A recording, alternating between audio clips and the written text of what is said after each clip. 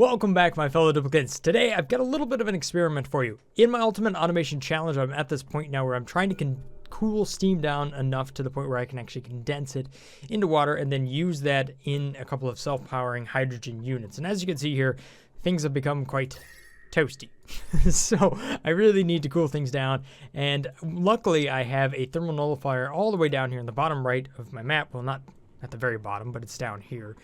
And I can use that to take a lot of energy out of a system and run a liquid cooling loop, kind of like I've done way over here in my base. I've actually set one of these up beforehand. However, it was not running off of a hydrogen vent, which I do have right here. The problem with a hydrogen vent is that it outputs hydrogen at 500 degrees Celsius. So there's a whole number of things I have to handle in order to just make this thing work. So therefore, I've set up this neat little test lab here where I can kind of get an idea of what exactly it takes to keep a hydrogen vent cool enough to where I can actually use the pump and how much extra energy I might have to throw at the steam problem. So let me just walk you through this blueprint right here. So on the left, I have the hydrogen vent. It's going to output a little bit more hydrogen than I have in my last system, but it's at that 500 degrees Celsius. So in the temperature here, you can see it's already quite hot. What I'm using over here is a similar system to what I used when I was working with the volcano stuff. So how this works is that the doors always maintain a vacuum between the upper and lower set of doors, if that makes sense. So just to show you what's going on here, if I look at the automation overlay, if I use this thermal sensor and I activate it, you can see all the doors will open. And then if I disable that, they're all going to close. And what I'm using over here on the left is an OR gate that runs to a buffer gate, and then I take the knot of the buffer to reopen these doors. So what I'm doing is I'm closing that entire space so the gas has to be forced out or is destroyed. And then I reopen up these middle doors right here, and that creates a vacuum between these two areas. So whatever the temperature is up here cannot corrupt the temperature down below. As far as the gas system is concerned, I simply have an Atmos sensor that lets me know, how much gas there is in the area. So then I can activate that pump and run it efficiently. I have a gas reservoir in case I have a little extra hydrogen. But for the most part, that's just going to run over here to the nullifier and to the space that's around the nullifier. So for starters, it'll pretty much just kind of fill this area up until it overpressurizes, just your standard gas vent. I have also pumped a little bit of liquid from down here. So I have some petroleum that has been fed into the system, and I have two separate loops. One just keeps the hydrogen cool, the other is going to condense the steam. So the one that's running to the steam is a little bit closer to the nullifier because it's got a little bit of a harder job than the hydrogen because we're dealing with, water versus hydrogen. So the specific heat capacity is 4.1 DTUs, and then hydrogen is 2.4. So it actually is a fair bit, takes more energy, twice as much energy just to cool down the steam as it does the hydrogen. Another thing I forgot here is that I should do this number. If I put a gas bridge here to start off, everything's going to go through this gas bridge first before it goes on to the rest of the system. That way I can fill up this little hydrogen generator so that everything is self-powering inside of here. You can also see between the top chamber here and the bottom chamber is a metal tile. So that allows the heat that's generated by these batteries and the generator and all that stuff to be taken care of by the nullifier. Now moving on to the steam, you can see that I have another liquid loop over here, and this one's very simple. We've actually already kind of done this in my other base as well. But what you can see here as far as the pipes, obviously we have the radiant pipes that are in yellow, and then I have any pipe that is either going to be really hot or really cold is shown as this kind of orange color, and that's just insulated. And even though both of these are abyssalite, so it kind of shows you the difference between out and in. So this is flowing into the system here, and then I have the radiant pipe up near the top. And that way I condense the steam down and it kind of rains down through the rest of the steam, hopefully condensing some more along the way. So after I've used up enough energy here, it should activate this liquid shutoff valve right there. And that will return the liquid back into the loop so that it can be cooled down again and used over again to where we can go and condense more steam. So it's just going to keep running between here and there. So the numbers I'm going to start with here is that I will not let anything inside of here go out of the loops unless it is below 10 degrees Celsius. And it won't return back into the loop until it's above, 90 degrees Celsius. And since I'm using petroleum, I'm not really worried about freezing petroleum ever, or for it boiling off. You could potentially use water, but then you run the risk of a phase change inside the pipe and then it breaks and spills all over the place. Now, obviously in your base, you're not going to have all of these together. This would be like one area right here, and this would be another area around the nullifier, and this would be another area around this cool steam vent. So these are actually 3 separate setups. They're just right next to each other so that we can look at all of it. So let's see how this works. I've actually not tested it out just yet. Hassan's going to try to power this thing up. I think right off the bat, you can see that the petroleum inside of here is very, very cold, but you can see it's getting quite hot by the time it gets up here. You can see the temperature is already up to 90 degrees Celsius, but you can see the condensation that's happening there. It seems like once you get steam to start to cool up top, it pretty much takes care of the rest of the steam very, very quickly. It may not be necessary to have 2 lines here. That's kind of the things I want to learn, just to kind of see what happens with all of that. I'm going to set the temperature, the pressure to pump out at 700 grams. We'll see what happens there. And then to protect the pump, I've set this to 90. Maybe I should set that to 100. As long as it's below 100 degrees, it'll open the doors up. Okay, so you can see that the petroleum here cycled around. So it's very, very hot. So that's just going to sit inside of here until I can actually get this nullifier up and running. You can see that the temperature, though, in that area is just a little bit too hot. I'll change that to 20 real quick, and I'll get this thing up and running. So if this is below 20 up top, it's probably a good idea. So you can see here, this is really cooling down that hydrogen. Oh, what's over here? Ha! See? Hot polluted oxygen vent. This might be the same way to actually handle something like this.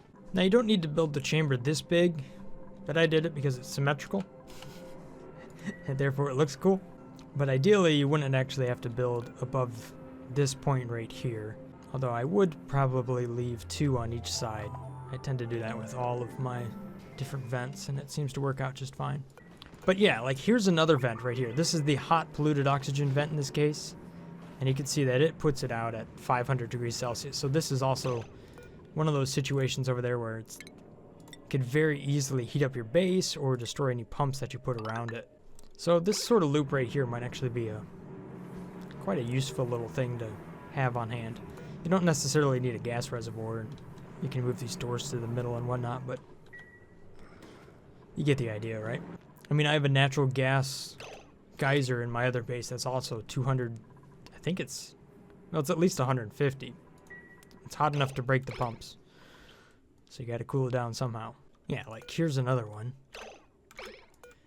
So these things are all over the base. You just got to find them.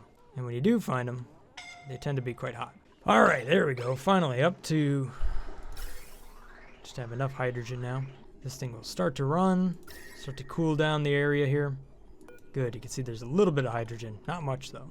This is one area where having something like a high pressure gas vent might actually make a big difference here. If you don't know where to look, these thermal nullifiers are usually found within the cold biomes. So here's one way up here on the top left of the map. You can also see that there's another thing right there. What is that? Ooh, a cool slush geyser. That'd be nice to have. Oh, something else down here. What do we got? Hot polluted oxygen vent. Man, getting a lot of those. Oh, this is another thermal nullifier right there. Yeah. Oh, there's another one. Man, this map has a lot of them. Now, you can see all these doors. They're constantly opening and closing. I think what would be a good idea here is to add a little bit of a buffer to this system so that when it does go true, it doesn't necessarily jump right off the bat. You can kind of filter out it has to remain a certain temperature for long enough to make it happen. So maybe we set this to just 30 seconds. So once it gets down to temperature, it still has to remain there for 30 seconds or so before these doors will even open up. That way we can build up some decent pressure up here. Or you can use another sensor and do an AND gate. So it has to be a certain pressure before you jump through it. I kind of like that idea a little bit more. So if I use an Atmos sensor, let's say above it, and then an AND gate. So let's say this has to be above 1500 grams. And it has to be below 100 degrees Celsius. So one thing about this system is that you can see I have this this little liquid shutoff valve here. And it's set back a little ways away from where that actual sensor is. So a little bit of the liquid that runs through here never actually, well, it isn't continuously exposed. It runs through, it cools a bunch of stuff off, but then it kind of sits there and waits while this stuff up top actually heats up. But you can see I have enough in the loop to completely saturate this loop and that loop. And I have these pretty much equally sized, right? So I know how much I have in here, I know how much I have out there. Now I definitely could run this to the point where it's just about full. I just leave like one spot open. But I don't know if that would actually show exactly what's going on quite as much as this here. You can see this stuff got cool enough to make it out of the system.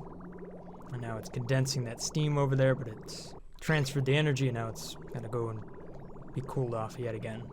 So this made a dent, but it didn't actually condense a lot of water, which is kind of annoying. Let's try to size this for 1,100 grams then.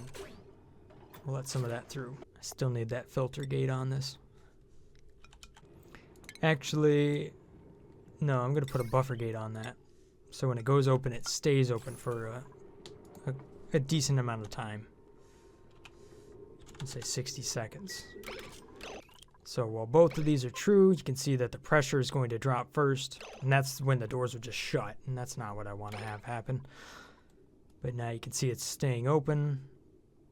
It should make this sensor down here. Hopefully it should trigger. There you go. And then everything closes back down. Oop. So there goes a whole bunch more hydrogen into the system. I'm going to space these out a little bit more. So the bottom one here is at 600 grams. The top one is at 1500. What I want is this thing to kind of throw a bunch of hydrogen down. Now I was thinking for a moment there, if I could just leave the pump right here. But the thing is, there are times where this is just too hot. And look at that. 140 degrees right there, so that would just burn up my pump. Maybe if this thing was just continuously cycling, I can get away from using all the doors. All right, here we go. Yeah, this should work good. So now I've got a little bit of liquid that's coming back in. That's gonna drop that temperature down. The pressure's nice and high. And here comes all of that hydrogen. Now you can see a lot of the hydrogen's finding its way into this area. And it's gonna take a little while before this reaches full pressure. I guess that's just part of the way it works, huh? The reason I'm doing this is just to figure out, what are all the things I'm gonna have to tackle when I go to try to do this for real inside my base. And that's the whole reason behind all of this. So you can see the steam over here is topped out. It's at 5 kilograms, and at this point, we're not adding any more steam to this because it's just overpressurized. I might get a little bit as it tries to heat up the water down here, which is at 93 degrees. But for the most part, that's going to be the way it is right now. So once I get enough of this cold enough, it'll actually start to run. And actually, I'm going to make these the same temperature. So this is 19C. We're going to make both of these 20 degrees Celsius. So those are the exact same temperatures here. You can see exactly what happened here. Look at that. So I just transferred a bunch of heat from over here and here right into the middle. You can see how that used to be really cold, but it's not cold anymore. It's now up to 40 degrees. One thing I could potentially do here is put in a couple of airflow tiles over here on the left. And then I can go in here with a couple of flower pots and put in wheezeworts. As long as I put them over here on the left side or just put them on the right side, which I can't do because I have this equipment in the way, that'll allow this hydrogen to circulate. Plus, I'll get a little bit of extra work out of the wheezeworts. So I think that'll be useful. All right, so what I can see now is that the pressure over here on the left is actually quite high. We're up to almost 2 kilograms as far as the pressure is concerned. And the temperature is still quite high as well. Look at that. Up to 250 degrees Celsius. So really, we're just waiting for this to cool down. It's coming down. It's not anything too terribly fast, but it's definitely working. You know what? From the looks of it, it's going to take more than the thermal nullifier to make this thing work. Alright, so I've doubled up the amount of Weezeworts we have in here. That should just increase the cooling capacity I have. Come on now.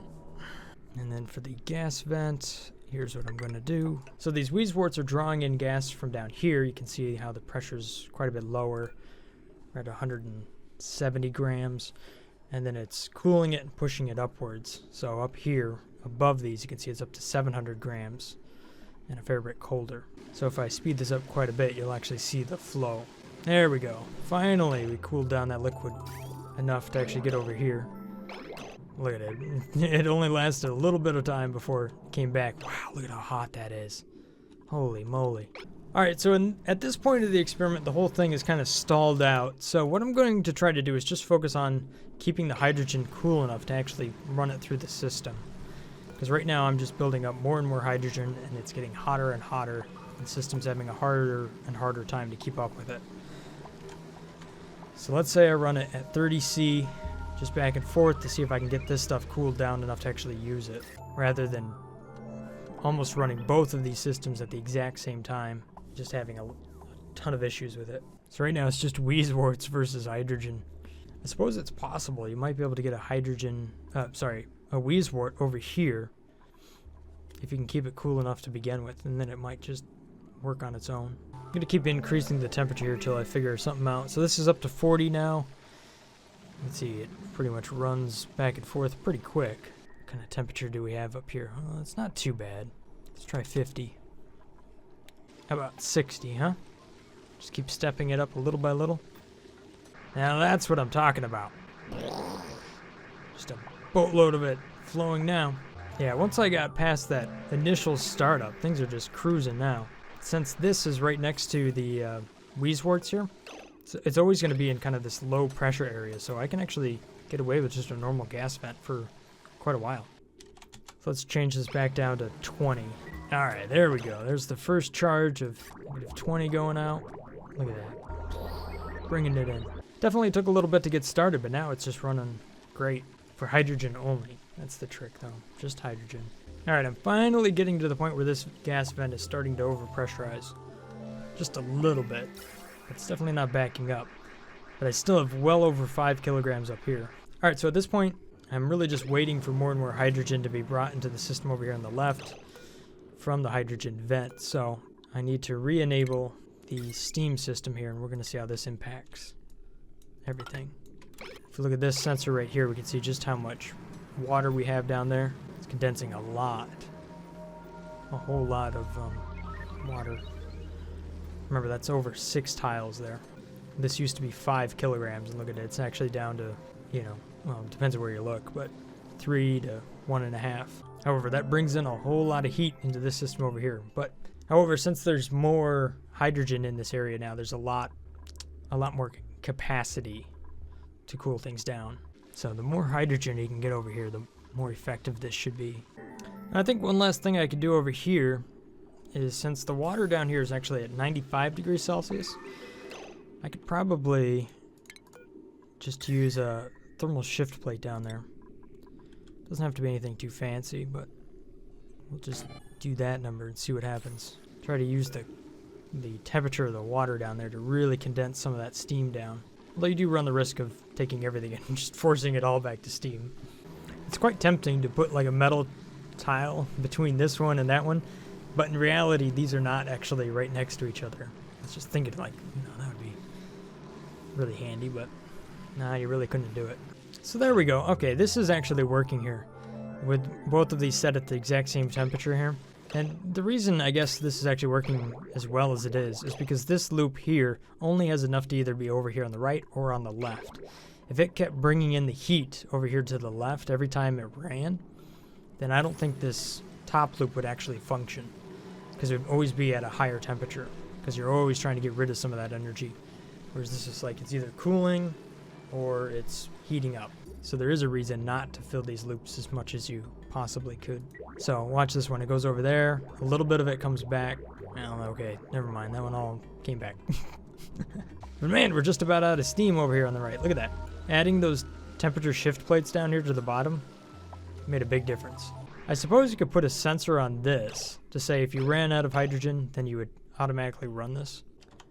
if I just made that 25C and just let it run? I like that idea. I'm going to try it.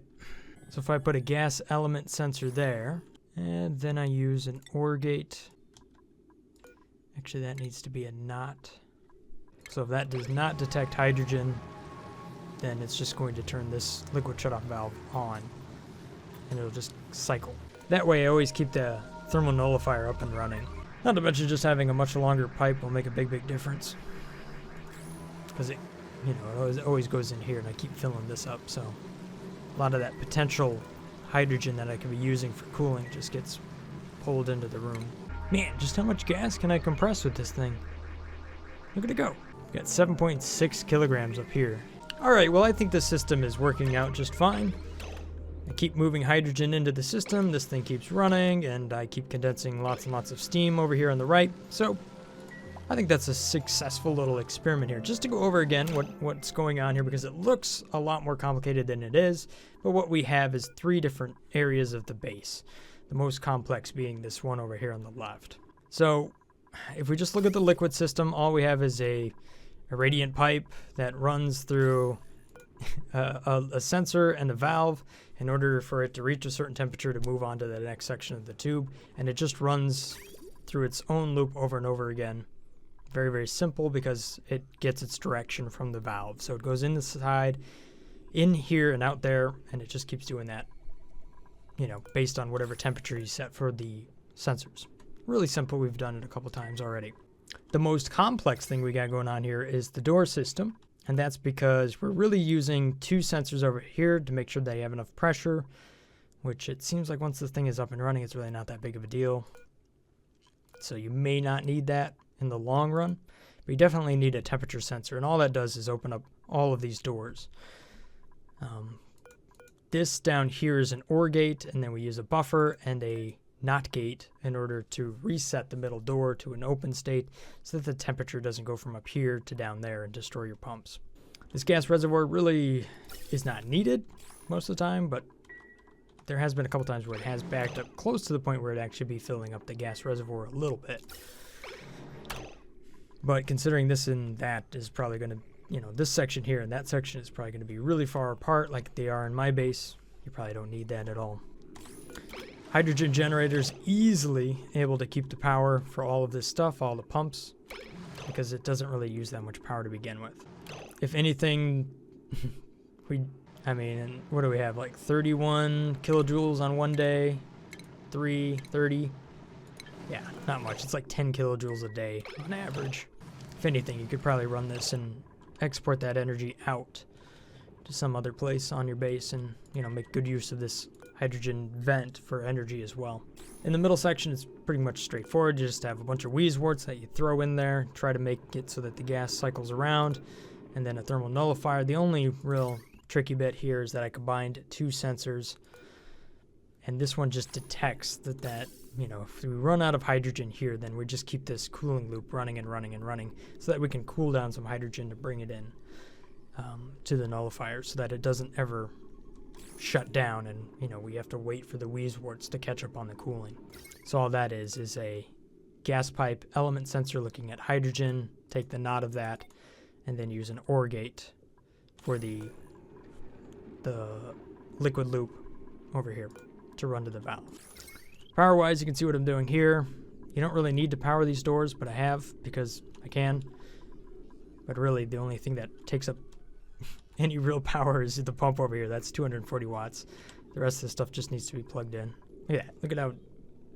Look at how nice and clean that looks. One interesting thing about this center area is the vent right here next to these wheeze warts was actually able to pull in a lot more hydrogen than it would be able to do otherwise. And I think some people have actually commented beforehand of just how much of a pressure difference these wheeze warts can create. And it looks like if we kind of do this number right here, there's a chance we can compress quite a bit more gas into an area if we really wanted to. Makes me wonder what the absolute maximum pressure that we can get inside of here would be if I used a high pressure gas vent. As you can see, it's 7.6 here, but right down where this vent is, it's under 2 kilograms. Cool steam vent side, obviously we have the other end of the liquid loop. Nothing too fancy there. The one thing I did that really seemed to help this out was put a couple temperature shift plates down here in the water so that the thermal capacity of this water right here can actually help cool down the steam, since this water seems to end up at quite a bit less than 100 degrees Celsius when it actually condenses down. And that in turn just helps cool that steam down, even when the cooling loop is not, actively cooling like it is right now. So there you have it. That was my little experiment. Thanks for coming along. Hopefully you found this video somewhat informative or entertaining. And if I've earned your subscription, then thank you so much for that. Have a great day, guys. Stay awesome. Peace. Brothgar out. One of my previous videos, you actually saw this little toy quad, and many of you guys actually commented on it, and some of you even bought it. And just to let you guys know, I've been getting more and more into the whole quadcopter scene. So this is my first build here that I'll be putting together. It's a little 3-inch setup. So you can see the little motors here. I just got pretty much all the parts that I'm going to get here, and a split cam. So this is kind of cool. It both records in high def and works as my FPV view, so I can actually just look through the drone as I'm flying. See my controller here. I don't have the headset yet, but I'll be putting this together, and you'll be seeing that pretty soon here on the channel. And I've got some fun ideas for not only this, but what we could do on the 3D printer to make our own little frames and whatnot. So for those of you that are interested in this, I have all the links to all this stuff down there in the description below. You can let me know what I messed up and what things I should look out for, but I'm looking forward to putting it together and having some fun. Have a great day, guys. See ya.